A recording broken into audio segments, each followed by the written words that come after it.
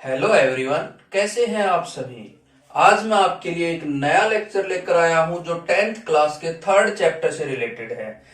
10th class का third chapter जो है वो pair of linear equations in two variable है। इस चैप्टर के हम दो लेक्चर जो है वो पहले डिस्कस कर चुके हैं। आज का हमारा जो लेक्चर है वो थर्ड लेक्चर रहेगा। जो पुराने स्टूडेंट्स हमारे साथ जुड़े हुए हैं उन्हें इस बात का पता है कि हम लोग 10th क्लास की कंप्लीट मैथ्स की सीरीज जो है वो चला रहे हैं। इस सीरीज में हमने हमारे पहले दो चैप्टर जो है वो पहले डिस्कस कर लिए हैं। आज हमारा ये थर्ड चैप्टर है जिसके दो लेक्चर हम लोग कर चुके हैं। आज का जो लेक्चर रहेगा इसके अंदर हम graphical method of solution of pair of linear equations जो है उसको डिस्कस करने जा रहे हैं। इससे पहले के दो लेक्चर्स जो हैं उनमें मैंने कुछ बेसिक कॉन्सेप्ट बताया था, साथ ही साथ हमारी जो एक्सरसाइज 3.1 है उसको डिस्कस किया था। आज हम लोग ग्राफिकल मेथड पढ़ेंगे, साथ ही साथ हमारी एक्सरसाइज 3.2 जो है उसके कुछ क्वेश्चंस जो हैं उनको प्रैक्टिस करेंगे।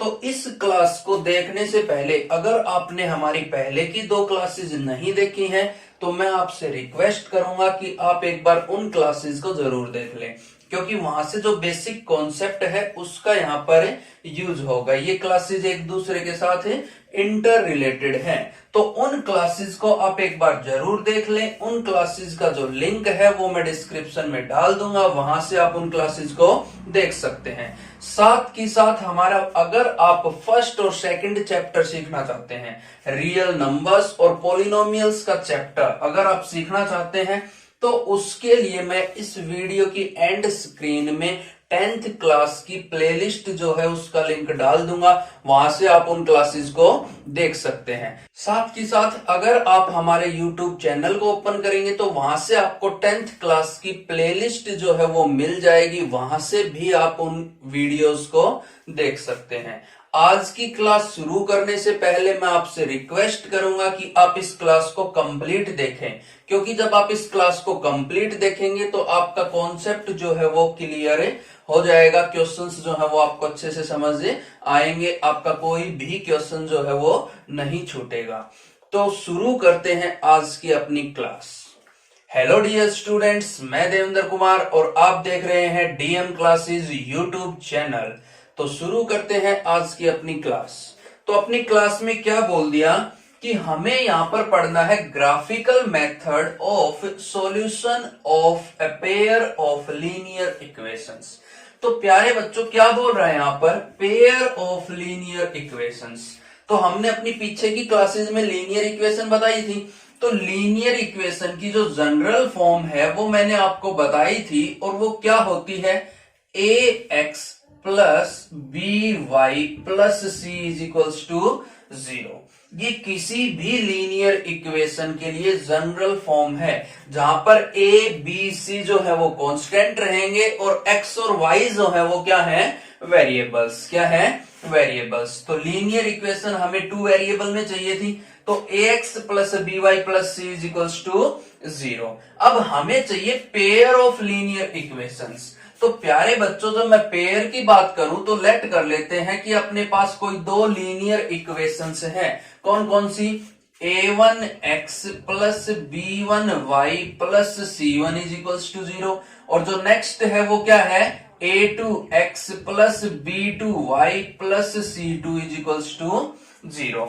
ये अपने पास कोई दो पेयर है लीनियर इक्वेशंस के। यहां से हमें इनका ग्राफिकल मेथड जो है वो सीखना है।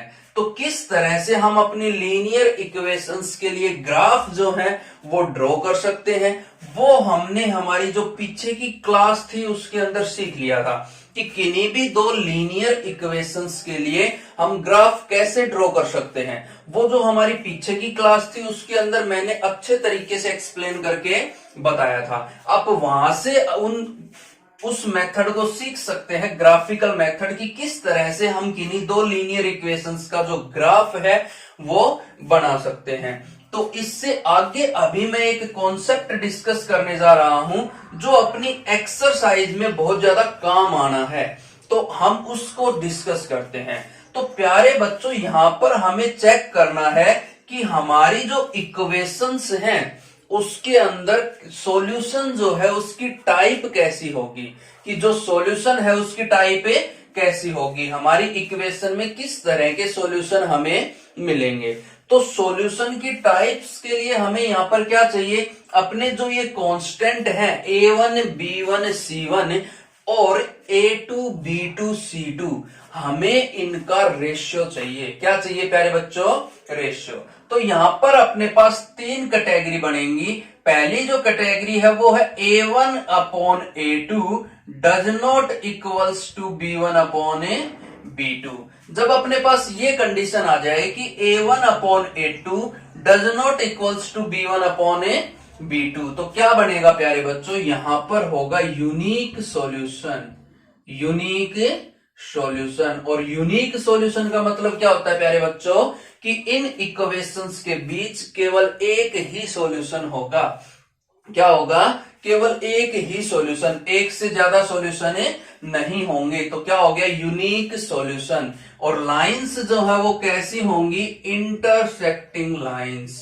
इंटरसेक्टिंग लाइंस, पीछे की क्लास में मैंने आपको इंटरसेक्टिंग लाइंस के बारे में बताया था कि क्या होती है वो लाइंस जो किसी एक पॉइंट के ऊपर क्या कर रही हो, कट कर रही हो, इंटरसेक्टिंग लाइंस कहलाती हैं। जैसे कि ये लाइन हम लोग ले लें, ये दोनों इस पॉइंट पे कट कर रही हैं, तो ये कैसी हो गई, इंटरसेक्टिंग लाइंस। जैसे कि मैं बात कर लूं कि ये मार्कर एक लाइन है और ये मार्कर जो है वो भी क्या है, एक लाइन, और दोनों की दोनों कहीं भी किसी भी पॉइंट के ऊपर कट कर रही है, जैसे यहां कट कर रही है, तो इन दोनों लाइंस को हम लोग क्या बोलेंगे, इंटरसेक्टिंग लाइंस। क्या बोलेंगे प्यारे बच्चों, इंटरसेक्टिंग लाइंस। और जरूरी नहीं है कि ये मिडल से ही कट करे, किसी भी पॉइंट से, वो यहां भी कट कर सकती है, वो यहां भी कट कर सकती है, यहां से भी कट, मतलब कहने का ये है कि वो किसी भी एक पॉइंट पर कट करें, केवल एक पॉइंट पर। जैसे हम इन दोनों को जब यूं पकड़ेंगे, यूं टच करवाएंगे, तो हमें यहां दिखाई दे रहा है बिल्कुल क्लियर कि ये केवल एक ही पॉइंट, यहां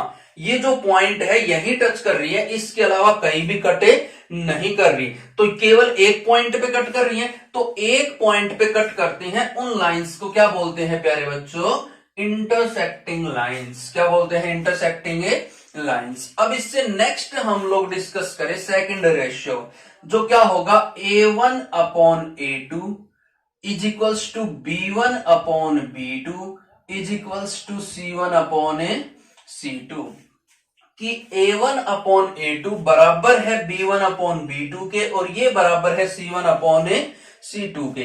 तो यहां पर क्या बनेगा प्यारे बच्चों, यहां पर आएगा इनफाइनाइट मैनी सॉल्यूशन।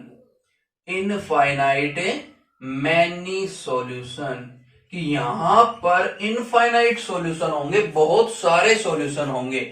और इन लाइंस को बोलते क्या है प्यारे बच्चों, क्वाइंसाइड लाइंस, कि जो अपनी लाइंस है वो क्या करेंगी, क्वाइंसाइड करेंगी। अब क्वाइंसाइड लाइंस क्या होती है, कि एक लाइन, जैसे कि सपोज करें ये एक लाइन है अपनी, इसके ऊपर से ही सेकंड लाइन ड्रॉ कर दें कि ये दूसरी लाइन है, तो ये दोनों लाइन क्या है, एक दूसरे को क्वाइंसाइड कर रही है।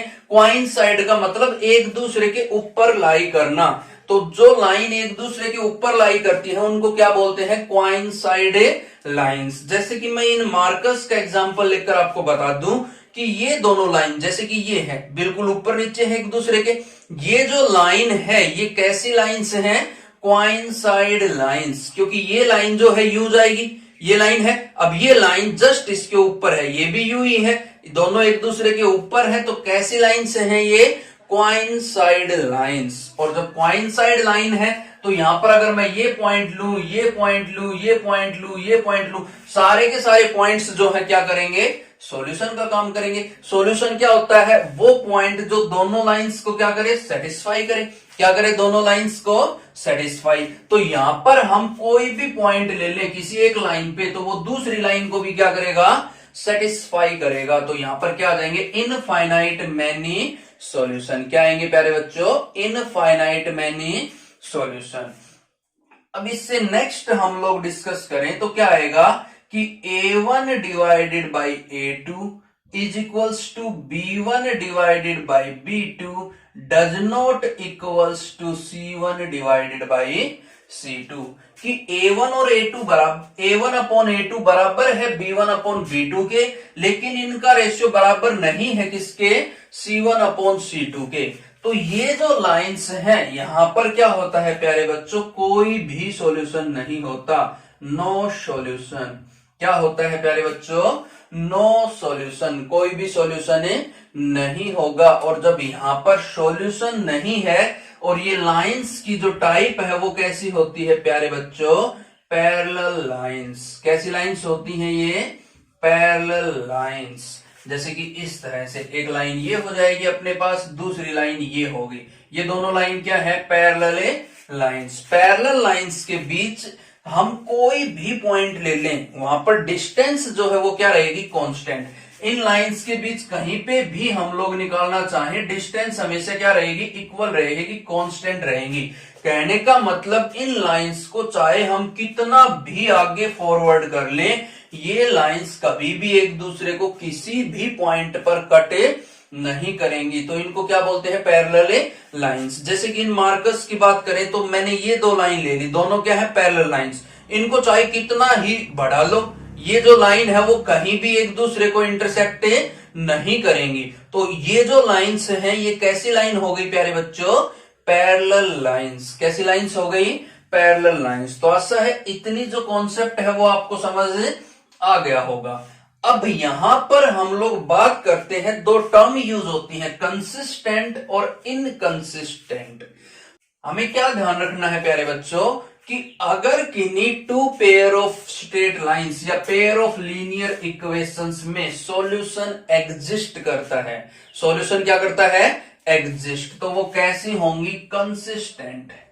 कैसी होंगी वो प्यारे बच्चों, कंसिस्टेंट। ये बात अपने को ध्यान रखनी है, चाहे फिर उसमें यूनिक सॉल्यूशन आए या फिर उसके अंदर इनफाइनाइट मैनी सॉल्यूशन आए, वो लाइंस जो है वो पेयर ऑफ लीनियर इक्वेशन कैसी कहलाएगी, कंसिस्टेंट कहलाएगी। कैसी कहलाएगी, कंसिस्टेंट। तो कहने का मतलब अगर हमारे पास यूनिक सॉल्यूशन आ जाए या इनफाइनाइट मैनी सॉल्यूशन आ जाए, तो पेयर ऑफ लीनियर इक्वेशन कैसा होगा, कंसिस्टेंट होगा। कैसा होगा, कंसिस्टेंट। बट जब अपने पास कंडीशन बनी नो सॉल्यूशन की, तो नो सॉल्यूशन जो है वो कैसा होता है प्यारे बच्चों, इनकंसिस्टेंट। इनकंसिस्टेंट। जो नो सॉल्यूशन की कैटेगरी है वो क्या होती है, इनकंसिस्टेंट। तो ये चीज अपने को ध्यान में रखनी है कि कंसिस्टेंट में कौन कौन सी कैटेगरी आएंगी और इनकंसिस्टेंट में कौन कौन सी कैटेगरी आएंगी। कंसिस्टेंट की कैटेगरी होती है those pair of linear equations having solution. वो पेयर जिनके अंदर सॉल्यूशन होता है वो कैसे होते हैं, कंसिस्टेंट होते हैं। और वो पेयर जिनमें कोई भी सॉल्यूशन नहीं होता, मतलब नो सॉल्यूशन की कैटेगरी बनती है, वो क्या होते हैं, इनकंसिस्टेंट होते हैं। डियर स्टूडेंट्स, इससे नेक्स्ट जो है वो अपनी एक्सरसाइज 3.2 स्टार्ट होती है। तो जिसके पहले क्वेश्चन में क्या बोल दिया कि form the pair of linear equations in the following problems and find their solutions graphically. और हमें उनका सॉल्यूशन बताना है ग्राफिकल मेथड से।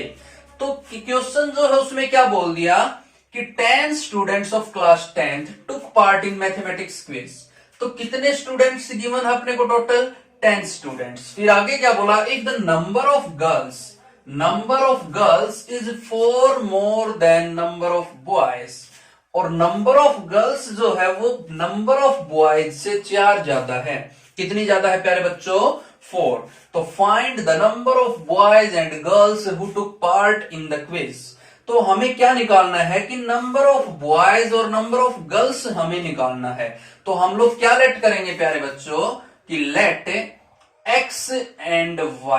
x and y be the number of boys and girls respectively, boys and girls respectively, कि x जो है वो नंबर ऑफ बॉयज है और y जो है वो क्या है प्यारे बच्चों, नंबर ऑफ गर्ल्स। हमने लेट कर लिया कि x बॉयज है और y क्या है, गर्ल्स।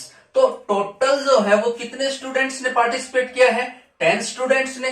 तो जब हम नंबर ऑफ बॉयज और नंबर ऑफ गर्ल्स को ऐड करेंगे तो अपने पास क्या आ जाएगा प्यारे बच्चों, टोटल नंबर ऑफ स्टूडेंट्स। तो फर्स्ट इक्वेशन जो है अकॉर्डिंग टू कंडीशन, जैसे ही हम लोग कंडीशन लगाएं तो क्या बोल दिया कि टोटल 10 स्टूडेंट्स हैं, तो क्या आ जाएगा x plus y is equals to 10। Total number of students 10 हो गया। नेक्स्ट उसने बोला कि नंबर ऑफ गर्ल्स जो है वो 4 मोर देन है नंबर ऑफ ए बॉयज। तो जैसे ही, मतलब कहने का ये है कि ये हमें डिफरेंस मिल गया गर्ल्स और ए बॉयज का, कि गर्ल्स में से अगर मैं बॉयज को सब्ट्रैक्ट करवा दूं तो अपने पास कितना आ जाएगा, 4 आ जाएगा, क्योंकि उसने बोला number of girls is 4 more than boys. तो हम इसको ऐसा भी लिख सकते हैं, number of girls is equals to 4 more than boys. तो मैं क्या कर दूं, बॉयज के अंदर 4 ऐड करवा दूं, बॉयज के अंदर क्या करवा दे, 4 ऐड, तो नंबर ऑफ गर्ल्स के बराबर आ जाएंगे, वो 4 कम है। तो जैसे ही हम बॉयज में 4 ऐड करेंगे तो वो किसके बराबर आ जाएगा, गर्ल्स के बराबर। तो इसको हम आगे मॉडिफाई करके लिखे तो क्या लिख सकते हैं कि minus x plus y is equals to 4। ये अपनी इक्वेशन फर्स्ट है, ये क्या हो गई, इक्वेशन है सेकंड। प्लस का एक्स इधर आके क्या हो गया प्यारे बच्चों, माइनस एक्स। अब हमें ग्राफिकल मेथड से इसको सॉल्व करना है।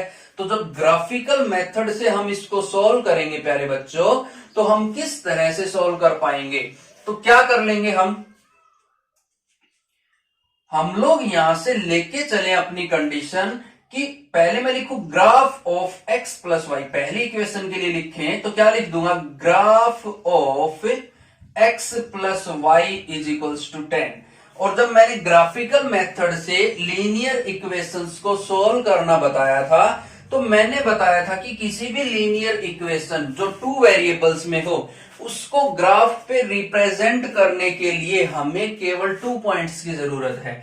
मिनिमम 2 पॉइंट्स हमें चाहिए, 2 से ज्यादा भी हम लोग ले सकते हैं, कोई दिक्कत नहीं है, बट मिनिमम हमें कितने पॉइंट्स चाहिए प्यारे बच्चों, 2 पॉइंट्स। तो 2 पॉइंट्स के लिए मैं एक टेबल बना लेता हूं, ये अपनी टेबल हो जाएगी, ये अपना पॉइंट x हो गया, ये पॉइंट y। अब हम लोग क्या करेंगे कि या तो एक बार x को 0 रखो, एक बार y को 0, या फिर हम क्या करेंगे कि यहां से वैल्यू निकाले तो क्या आएगा, y is equals to 10 minus x. y किसके बराबर आएगा, 10 माइनस एक्स के बराबर। x की वैल्यू पुट करते जाएं, y की वैल्यू जो है वो अपने पास आती जाएंगी। तो हम इस तरह से अपने क्वेश्चन को जो है वो सॉल्व करेंगे। तो क्या आ गया, जैसे कि मैं x की वैल्यू रख लू 3, जैसे ही x को मैं 3 रखूंगा तो y कितना आ जाएगा प्यारे बच्चों, 7।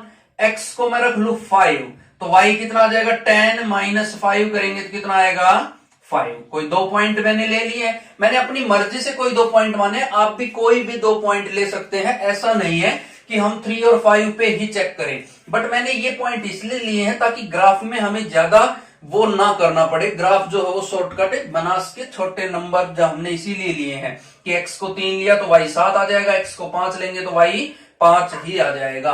अब इससे नेक्स्ट जो इक्वेशन है उसका ग्राफ लिखें, graph of minus x plus y is equals to 4, और इसकी जो कंडीशन है वो क्या है, y is equals to x plus 4। हम इसको ऐसा भी लिख सकते हैं, इसके लिए भी हमें 2 पॉइंट्स चाहिए। जब 2 पॉइंट्स के लिए टेबल बनाएंगे हम लोग तो ये x हो जाएगा, ये y हो जाएगा। अब एक बार तो मैं x की वैल्यू 3 रख लूं तो कितना आ रहा है, 4 और 3 7 आ रहा है।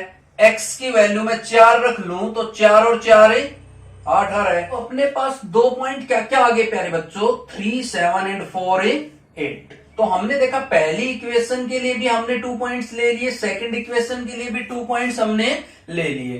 तो अब नेक्स्ट स्टेप हम लोग अपना ग्राफ जो है वो ड्रा करेंगे। तो इस तरह से हमारा ग्राफ होगा, ये अपनी एक्स एक्सिस होगी पॉजिटिव एक्स एक्सिस, ये अपनी नेगेटिव एक्स एक्सिस होगी, ये पॉजिटिव वाई एक्सिस होगी और ये नेगेटिव वाई एक्सिस होगी। तो यहां पर हम मार्किंग करें तो ये अपना 1 2 3 4 5 and up to so on चलता जाएगा प्यारे बच्चों। सिमिलरली यहां पर क्या आएगा, -1 -2 -3 अप टू सो ऑन। यहां पे आएगा 1 2 3 4 5 6 7 अप टू 7 चलता जाएगा। सिमिलरली नीचे लेंगे तो -1 -2 -3 अप टू 7 चलता जाएगा। तो इस तरह से हम ग्राफ रिप्रेजेंट करते हैं। और एक बात ध्यान रखना कि ये जो गैप है वो सभी के बीच क्या रहना चाहिए, सेम रहना चाहिए, किसी का भी गैप कम या ज्यादा नहीं होना चाहिए, ये बात हमें ध्यान रखनी है। तो मैं प्रीफर करूंगा कि आप इसको हमेशा ग्राफ पेपर पर ही बनाएं, क्योंकि जब ग्राफ पेपर पर बनाएंगे तो वहां पर हमें मार्किंग दी हुई होती है, तो उसमें हमें सोल्व करने में दिक्कतें नहीं होगी। तो अब अपने पॉइंट्स को ग्राफ पर रिप्रेजेंट करें तो क्या है 3 7, तो x की वैल्यू 3 और y की वैल्यू 7, तो यहां से ये 7 आ गया और यहां से ये 3।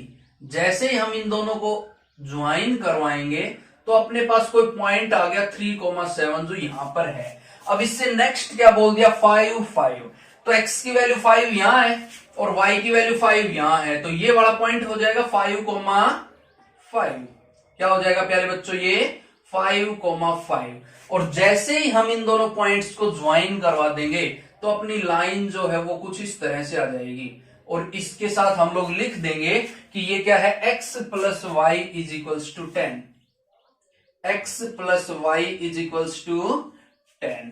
अब इससे नेक्स्ट जो है उसमें बोला 3,7, तो हमने देखा कि 3,7 तो यही पॉइंट है, तो ये वाला पॉइंट हो गया। नेक्स्ट बोल दिया 4,8, तो x की वैल्यू 4 ये रही, y की वैल्यू 8 यहां कहीं होगी, तो 4,8 जब हम लोग लेंगे तो कुछ इस तरह की फॉर्म अपने पास बनेगी। ये 4 हो गया और यहां से क्या आएगा प्यारे बच्चों, 8 आएगा, तो ये 8 हो गया। मैं इस क्वेश्चन को थोड़ा सा यहां से इरेज कर देता हूं तो आपको अच्छे से समझ आ जाएगा।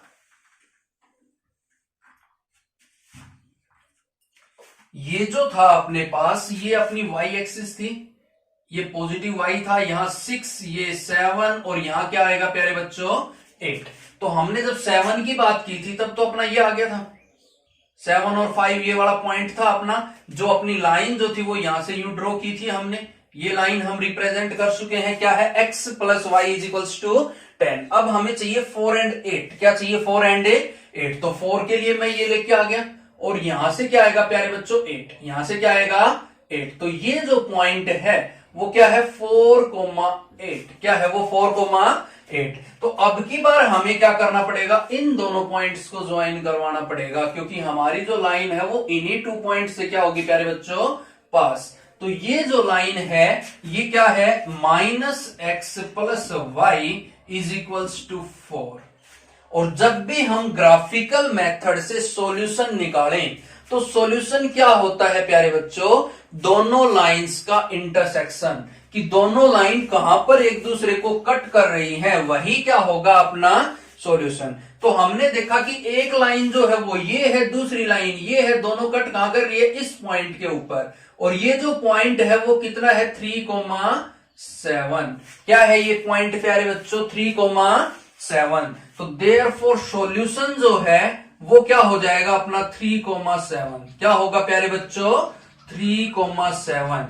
और जब भी हम सॉल्यूशन लिखते हैं तो पहला पॉइंट x होता है और दूसरा पॉइंट y होता है। तो नंबर ऑफ बॉयज कितना हो गया 3, नंबर ऑफ बॉयज कितने हो जाएंगे प्यारे बच्चों 3, और नंबर ऑफ गर्ल्स जो हैं वो क्या हो जाएंगी 7। नंबर ऑफ गर्ल्स y के बराबर है तो कितनी आ जाएंगी 7। तो इस तरह से हम अपने क्वेश्चन को सॉल्व कर सकते थे। अब इससे नेक्स्ट जो क्वेश्चन है उसको हम लोग डिस्कस करते हैं। अब मैं आपको एक बात बता दूं कि सिमिलरली एक सेकंड पार्ट भी अपने को गिवन है, इसी के जैसा एक as it is second part भी अपने को गिवन है। उस सेकंड पार्ट में भी हमें सेम केस लगाना है। पहले हमें अपनी इक्वेशन फॉर्म करनी है, उसके बाद ग्राफिकल मेथड से हमें उसका सॉल्यूशन निकालना है।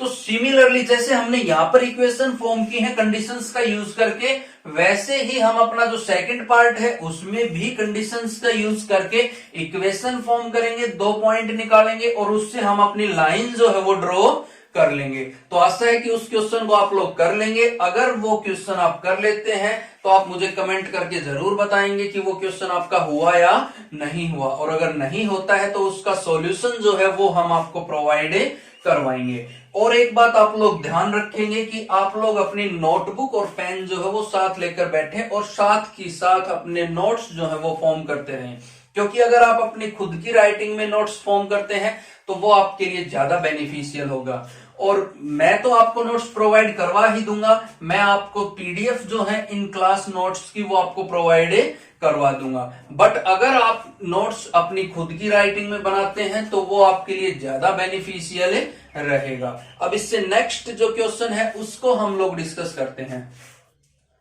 डियर स्टूडेंट्स, अपना जो नेक्स्ट क्वेश्चन है उसमें क्या बोल दिया कि on comparing the ratios a1 upon a2, b1 upon b2 and c1 upon c2, find out whether the lines representing the following pair of linear equations intersect at a point, are parallel or coincident। Coincident he coincide को बोला जाता है। तो हमें यहां पर यह बताना है कि कौन कौन सी लाइन जो है वो इंटरसेक्टिंग लाइंस होंगी, कौन सी लाइन पैरेलल लाइंस होंगी और कौन सी लाइन जो है वो कोइंसिडेंट लाइंस होंगी या कोइंसाइड करेंगी। तो हमें इसके बारे में अब डिस्कस करें प्यारे बच्चों। तो सबसे पहला जो पार्ट दिया है उसमें क्या बोल दिया कि 5x माइनस 4y प्लस 8, मैं यहां से कंपेयर करूं तो a1 की जो वैल्यू है वो कितनी हो जाएगी, a1 a2 a3, a1 b1 c1।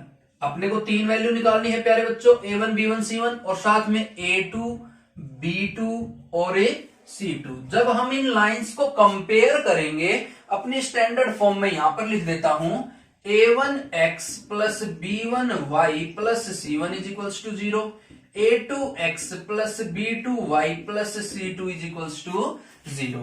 तो पहली इक्वेशन से हम a1 b1 c1 की वैल्यू निकाले तो कितनी आ जाएगी 5, b1 कितना होगा प्यारे बच्चों -4 और c1 जो है वो कितना होगा 8।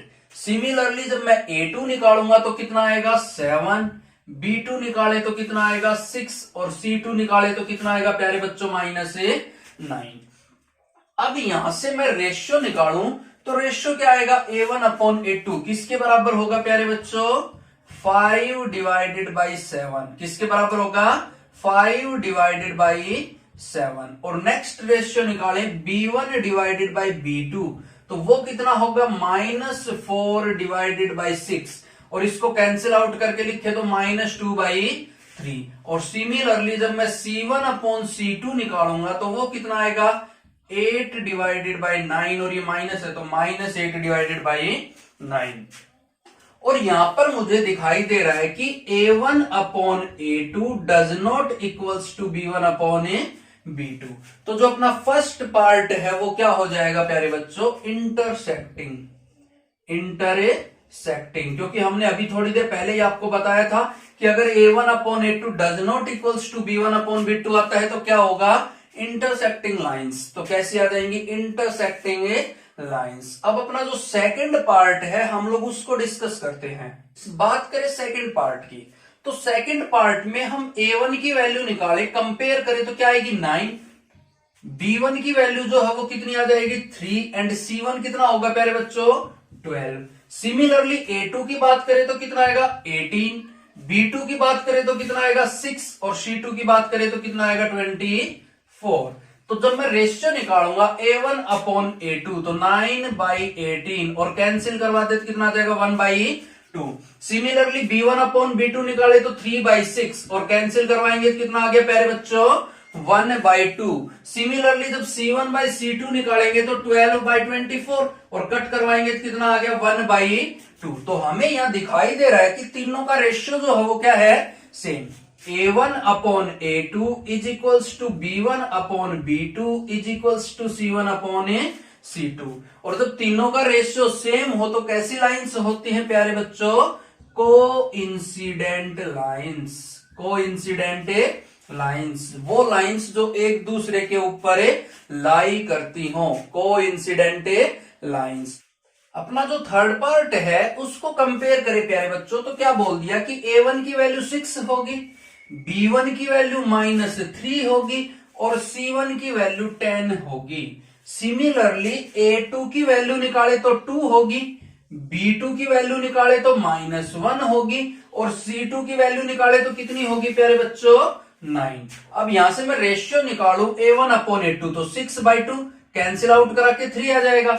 b1 बाई b2 निकाले तो -3 डिवाइडेड बाई -1 ये भी कितना आएगा 3 और C1/C2 निकाले तो कितना आएगा प्यारे बच्चों 10/9। और यहां से हमें दिखाई दे रहा है कि A1/A2 बराबर है B1/B2 के, बट ये दोनों does not equals to C1/C2। और ये कंडीशन किसके लिए बनती है? Parallel lines. किसके लिए बनती है प्यारे बच्चों? Parallel lines. तो ये किसके लिए आ जाएगा? Parallel lines. तो आशा है कि ये क्वेश्चन आपको समझ आ गया होगा। अगर आपको ये क्वेश्चन समझ आ गया हो तो वीडियो को लाइक जरूर कर देना। अब इससे नेक्स्ट जो क्वेश्चन है उसको डिस्कस करते हैं। तो नेक्स्ट क्वेश्चन है थर्ड एंड फोर्थ। वो दोनों सेकंड क्वेश्चन के तरह ही हैं, एज इट इज उसी की तरह सॉल्व होने हैं।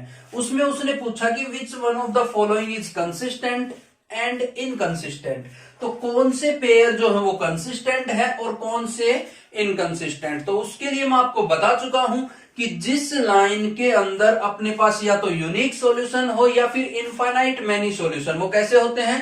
कंसिस्टेंट। और जो नो सॉल्यूशन पैरेलल लाइन की कैटेगरी होती है वो कैसी होती है? इनकंसिस्टेंट। तो हमें यही बताना था कि कौन सा पेयर कंसिस्टेंट है और कौन सा इनकंसिस्टेंट। तो उस क्वेश्चन को आप लोग रेशियो चेक करके इजीली सॉल्व कर सकते हैं। और जो नेक्स्ट क्वेश्चन था उसमें बोला कि अगर pair of linear equation consistent है तो हमें उसका सॉल्यूशन बताना है ग्राफिकल मेथड से।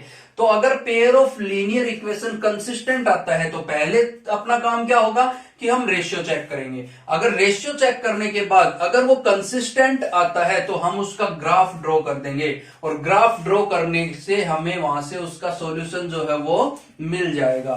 और अगर नो सॉल्यूशन की कैटेगरी आती है इनकंसिस्टेंट तो हमें ग्राफ ड्रॉ करने की जरूरत नहीं है, क्योंकि क्वेश्चन में बोला है कि if consistent then find a solution. अगर कंसिस्टेंट नहीं है तो हम सॉल्यूशन निकाल ही नहीं सकते, तो वहां हमें करने की जरूरत नहीं है। अब इससे नेक्स्ट जो क्वेश्चन है उसको हम लोग डिस्कस करते हैं। और अगर पीछे के क्वेश्चन आपसे सॉल्व नहीं होते हैं तो आप मेरे को कमेंट करके बता देना, मैं आपको उनका सॉल्यूशन जो है वो एक अलग से वीडियो बना के प्रोवाइड करवा दूंगा। अब इस क्वेश्चन को डिस्कस करें तो इसमें क्या बोल दिया कि half the perimeter of a rectangular garden, half the perimeter of a rectangular garden. उसके बाद कोमा लग गया। जब कोमा लग रहा है तो वो क्या देगा? अब अपने को नेक्स्ट स्टेटमेंट देगा। स्टेटमेंट को समझने की कोशिश करें। जहां कोमा लगा दिया मतलब वो इस स्टेटमेंट को यही रोककर इस स्टेटमेंट को यहां पर एक्सप्लेन करेगा। Half the perimeter of a rectangular garden, एक रेक्टेंगुलर गार्डन का पेरीमीटर का हाफ है। अब वो इस रेक्टेंगुलर कोमा लगा दिया तो अब वो क्या करेगा? इस रेक्टेंगुलर गार्डन को स्पेसिफाई करेगा कि वो रेक्टेंगुलर गार्डन क्या है, कैसा है। तो क्या बोल दिया? Whose length is 4 metre more than its width. तो लेट कर ले कि L जो L and B the length and breadth, length and breadth of rectangular garden respectively, कि जो रेक्टेंगुलर गार्डन है उसकी लेंथ और ब्रेथ जो है वो क्या क्या है प्यारे बच्चों? L और B। तो उसने बोला क्या था कि half the perimeter of a rectangular garden whose length is 4 metre more, length is 4 metre more than its width. तो विड्थ में हम लोग क्या जोड़ दे प्यारे बच्चों? 4 ऐड कर दे तो दोनों क्या आ जाएंगे? बराबर। लेंथ जो है वो ब्रेथ से कितनी है? 4 ज्यादा है, तो हम ब्रेथ में 4 जोड़ देंगे तो दोनों क्या हो जाएंगे? बराबर हो जाएंगे। तो आगे उसने फिर से कोमा लगा दिया, तो अब अपनी जो पीछे की जो बात अधूरी रह गई थी उसको वो कंप्लीट करेगा। Is 36 metre. तो ये जो 36 मीटर है वो क्या है? Half the perimeter. पेरीमीटर का हाफ क्या है? पेरीमीटर का हाफ इज 36 मीटर। और पेरीमीटर का हाफ क्या होगा प्यारे बच्चों? P/2। और वो कितना है? 36। इसका मतलब पेरीमीटर जो है वो कितना है? 36 मल्टीप्लाई बाई 2 मतलब 72 मीटर। पेरीमीटर जो है वो कितना है प्यारे बच्चों? 72 मीटर। तो यहां से हम लोग इक्वेशन निकाले। पेरीमीटर होता क्या है? रेक्टेंगल का हम लोग पेरीमीटर निकाले तो वो क्या होता है? 2 into L plus b, 2 into L plus b. और डिवाइड में 2 है तो किसके बराबर है ये? 36। 2 से 2 कैंसिल, यहां से क्या आ गया? L plus b is equals to 36। तो यहां पर हमारे पास दो इक्वेशन आ गई हैं। एक तो है L is equals to b plus 4 और दूसरी इक्वेशन है L plus b is equals to 36। और हमने देखा कि उसने बोला कि find the dimensions of the garden, कि गार्डन की डायमेंशंस बताओ। तो उसने कोई मेथड नहीं दिया कि यूजिंग ग्राफिकल मेथड या कोई और मेथड, तो हम लोग इसको ग्राफिकल मेथड से भी निकाल सकते हैं और हम इसको अपने जो सिंपल मेथड्स हैं, एलिमिनेशन मेथड, सब्स्टिट्यूशन मेथड या क्रॉस मल्टीप्लीकेशन मेथड, जो भी मेथड है वो लगाकर हम इसको सॉल्व कर सकते हैं, जो हम अपनी आगे आने वाली क्लासेस के अंदर डिस्कस करेंगे। इससे नेक्स्ट क्लास में हम लोग अपने जो मेथड्स हैं लीनियर इक्वेशन को सॉल्व करने के, उनको डिस्कस करेंगे। तो वो मेथड भी लगा के हम इस क्वेश्चन को सॉल्व कर सकते हैं। और जब उसने ग्राफिकल मेथड नहीं बोला तो हम इसमें ग्राफिकल मेथड नहीं लगाएंगे, क्योंकि ग्राफिकल मेथड जो है वो सबसे लेंदी मेथड होता है, तो हम उसको यूज नहीं करेंगे। मैं यहां पर यूज कर रहा हूं सब्स्टिट्यूशन मेथड का। देखो मुझे दिखाई दे रहा है कि एल की जो वैल्यू है वो कितनी है, b+4। तो ये जो एल की वैल्यू है इसको इक्वेशन फर्स्ट बोल दें, इसको इक्वेशन सेकंड। तो हम क्या करेंगे कि इक्वेशन फर्स्ट को सब्स्टिट्यूट कर देंगे सेकंड में। क्या लिख देंगे कि substitute value of L from equation first in second, कि एल की वैल्यू जो है वो सब्स्टिट्यूट कर दो पहली इक्वेशन से, कहां, दूसरी इक्वेशन में। तो एल की जगह मैं क्या रख सकता हूं, b+4। तो क्या आ गया, b+4 प्लस है b, प्लस क्या है प्यारे बच्चों, b, और ये बराबर किसके है, 36। तो b में जब b ऐड होगा तो 2b, ये प्लस का 4 इधर आके माइनस होगा तो 36 minus 4, 2b is equals to कितना आ गया प्यारे बच्चों, 32। और b की वैल्यू कितनी आ जाएगी, 2 से डिवाइड करेंगे तो 16। और जो अपनी यहां पर डायमेंशन है वो क्या चल रही है, मीटर में। किसमें चल रही है, मीटर। यूनिट जो है वो मीटर है, तो ब्रेथ जो है वो कितनी हो जाएगी प्यारे बच्चों, 16 मीटर। कितनी हो जाएगी, 16 मीटर। अब ये जो b की वैल्यू है इसको मैं फर्स्ट इक्वेशन में पुट कर दूं तो क्या लिख लेंगे, put value of b in equation first, value of b in equation first. जैसे ही पहली इक्वेशन में मैं b की वैल्यू रखूंगा तो वहां से हमें l मिल जाएगा। L is equals to b, b कितना है 16 प्लस 4, जब इन दोनों को ऐड करेंगे तो 16 और 4 कितना हो गया, 20 मीटर। तो यही हमें निकालना था।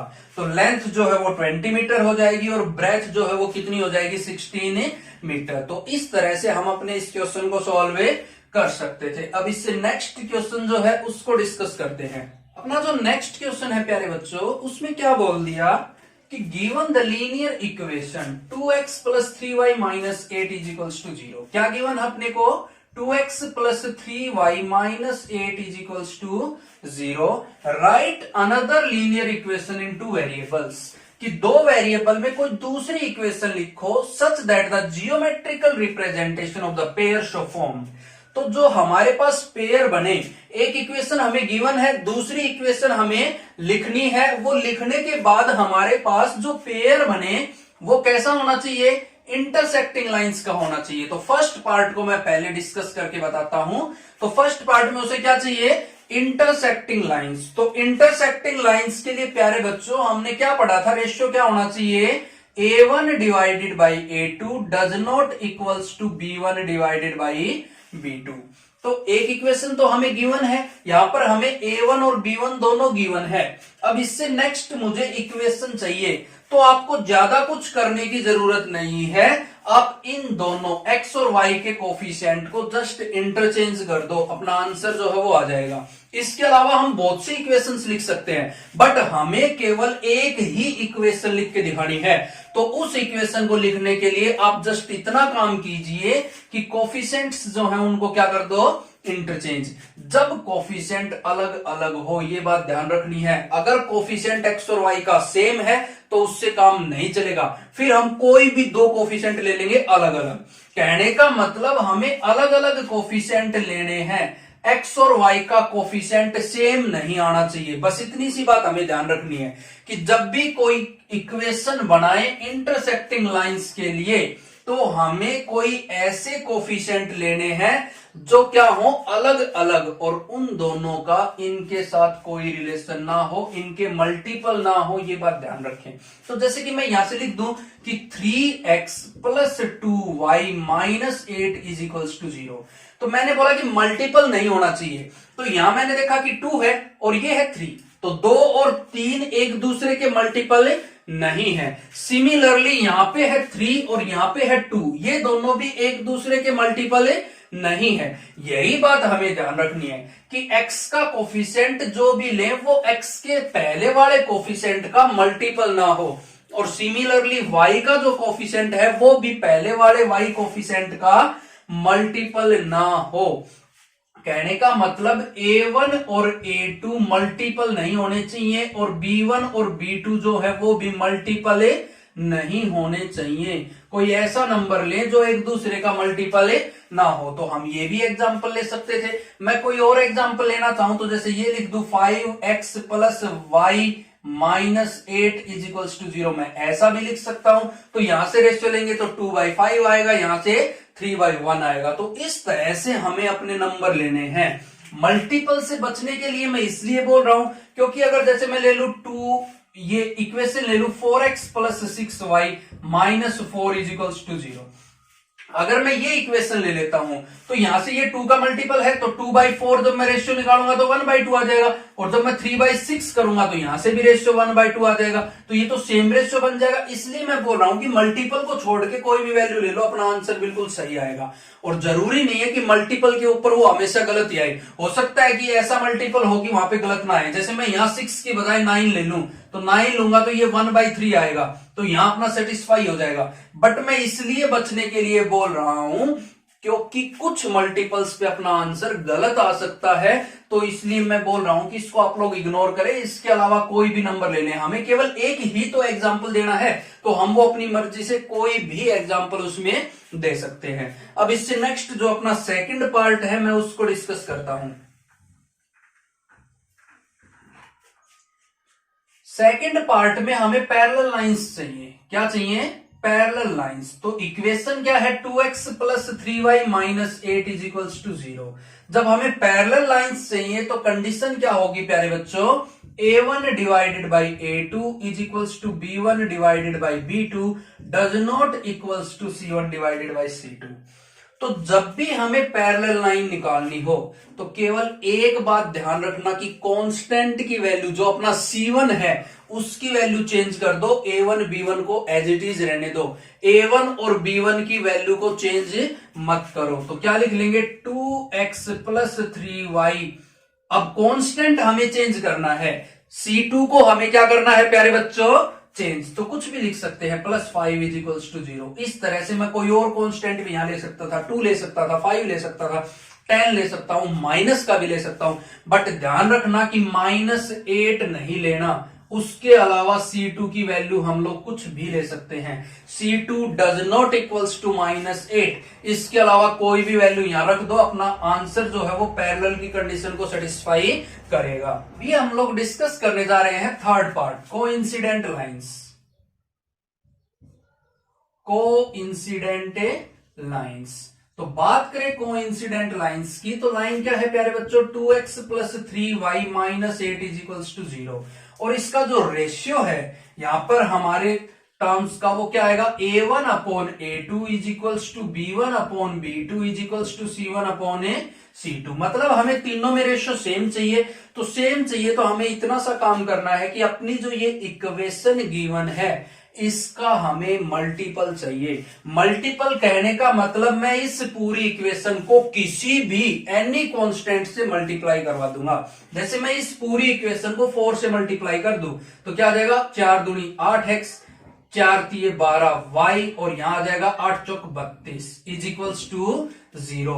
और इन दोनों पेयर्स का जब मैं रेशियो निकालूंगा तो यही आएगा, a1 upon a2 is equals to b1 upon b2 is equals to c1 upon c2। क्योंकि 2/8 करेंगे तो 1/4, 3/12 करेंगे तो भी 1/4, और -8 बाई -32 करेंगे तो भी कितना आएगा? 1/4। 4। तो यहां हमें केवल इतना करना है कि पूरी इक्वेशन को किसी भी कांस्टेंट से मल्टीप्लाई कर सकते हैं। एनी कांस्टेंट, जरूरी नहीं है मैंने 4 से किया तो आप भी 4 से करें, किसी भी कांस्टेंट से मल्टीप्लाई करवा सकते हैं। तो इस तरह से हम लोग अपने इस क्वेश्चन को कर सकते थे। अब इससे जो नेक्स्ट क्वेश्चन है उसको डिस्कस करते हैं।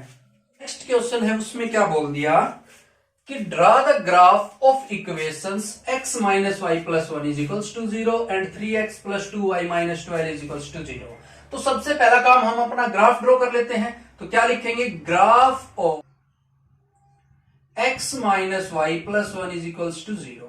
तो इसके लिए मैंने बताया था कि हमें 2 पॉइंट्स की रिक्वायरमेंट होगी। तो मैं टेबल फॉर्म कर दूं यहां पर कि ये अपना x हो गया, ये y हो गया। अब यहां पर मैं क्या करूं कि अगर मैं यहां से x की वैल्यू निकालूं तो वो कितनी आएगी, माइनस का y इधर आके प्लस का y, और ये प्लस का 1 इधर आके माइनस 1। अब मैंने y की वैल्यू अगर रख दी 0, जैसे ही मैं y को 0 रखूंगा तो x कितना आ गया प्यारे बच्चों, -1। अब मैं y की वैल्यू रख दूं 1, तो 1 माइनस 1 कितना आ जाएगा, 0। तो 2 पॉइंट्स मैंने निकाल लिए। नेक्स्ट मैं लिखूंगा graph of 3x plus 2y minus 12 is equals to 0। और यहां से मैं x निकालना चाहूं तो वो कितना होगा, ये 2y इधर आके माइनस 2y, ये माइनस का 12 इधर आके प्लस 12, और ये 3 मल्टीप्लाई था, इधर आके क्या हो जाएगा प्यारे बच्चों, डिवाइड। तो यहां से हम टेबल बना लें x और y की फॉर्म में, तो क्या क्या पॉइंट्स अपने को मिल जाएंगे। तो ये x हो गया, ये y हो गया। अगर मैं y की वैल्यू 0 रख दूं, जैसे ही मैं y को 0 रखूंगा तो बचेगा 12/3, और वो कितना होगा 4। तो x की वैल्यू कितनी आ गई, 4। सिमिलरली अगर मैं y को यहां पर मैं y की वैल्यू अगर 6 रख देता हूं, तो जैसे ही मैं 6 रखूंगा, 6 दूनी 12, 12 में से 12 सब्ट्रैक्ट हुआ तो x की वैल्यू कितनी आ जाएगी प्यारे बच्चों, 0। तो मेरे पास जो पॉइंट्स है वो आ चुके हैं 4 0 0 6 -1 0 और 0 1। अब मैं अपना ग्राफ यहां पर फॉर्म करता हूं, तो ये अपना ग्राफ हो जाएगा। ये कितना हो जाएगा, 1, ये 2, ये 3, ये 4, अप टू सो ऑन चलता जाएगा आगे। Similarly 1 2 3 4 5 6 up to so on चलता जाएगा। यहां पर क्या होगा, -1 -2 -3 up to so on, -1 -2 -3 up to so on. ये मैं आपको बता चुका हूं कि ये अपनी पॉजिटिव एक्स एक्सिस है, ये अपनी पॉजिटिव वाई एक्सिस है, ये नेगेटिव एक्स एक्सिस और ये नेगेटिव वाई एक्सिस। ये मैं आपको पहले ही एक्सप्लेन करके बता चुका हूं। अब रिप्रेजेंट करें नंबर -1, 0। तो ये x की वैल्यू -1 और ये क्या होता है 0। तो ये जो पॉइंट है वो कितना है, -1, 0। तो एक पॉइंट आ चुका है। नेक्स्ट बोला 0, 1। तो ये जो पॉइंट है वो क्या है प्यारे बच्चों, 0, 1, क्योंकि x की वैल्यू यहां 0 है और y कितना होगा 1, y कितना होगा 1। तो इन दोनों पॉइंट्स को ज्वाइन करने से अपनी जो लाइन है वो आ जाएगी। तो इस तरह से हमारी एक लाइन ड्रॉ हो जाएगी जो इन दोनों पॉइंट्स को कट करते हुए आगे निकल जाएगी। ठीक है, अब इससे नेक्स्ट जो है वो सेकंड लाइन को ड्रॉ करें तो है 4, 0। तो x की वैल्यू 4, y की वैल्यू 0। तो ये वाला पॉइंट जो है वो होगा 4, 0। और नेक्स्ट पॉइंट क्या आ रहा है 0, 6, मतलब y की वैल्यू 6, x की वैल्यू 0। तो ये वाला पॉइंट होगा। जब इन दोनों पॉइंट्स को हम ज्वाइन करेंगे तो अपने पास ये जो फॉर्म है वो बनेगी। कुछ इस तरह से हमारी जो लाइन है वो यहां से पास होगी, यूं ये अपनी लाइन पास होगी प्यारे बच्चों। तो हमने देखा कि हमारी दोनों लाइन आ चुकी हैं। ये जो लाइन थी वो कौन सी है, x minus y plus 1 is equals to 0। और ये जो लाइन है वो कौन सी है प्यारे बच्चों, 3x plus 2y minus 12 is equals to 0। तो ग्राफ पर हम इसको रिप्रेजेंट कर चुके हैं। अब इससे नेक्स्ट आगे क्या बोल रहा है वो देखो कि determine the coordinates of the vertices of the triangle formed. कि यहां पर जो ट्राइंगल बन रही है उसके वर्टिसेस के हमें क्या बताने हैं, कोऑर्डिनेट। किसके साथ, by these lines and x axis. इन लाइंस और एक्स एक्सिस के साथ जो ट्राइंगल बन रही है हमें उसके कोऑर्डिनेट बताने हैं। तो एक्स एक्सिस के साथ कौन सी ट्राइंगल बन रही है, और आगे बोला and said the triangular region. तो देखो एक्स एक्सिस तो ये है और लाइंस ये है। तो ये जो ट्राइंगल बन रही है यहां से लेकर इसको मैं पॉइंट नाम दे देता हूं ए, इसको मैं बोल दूं पॉइंट बी और इसको बोल दूं पॉइंट सी।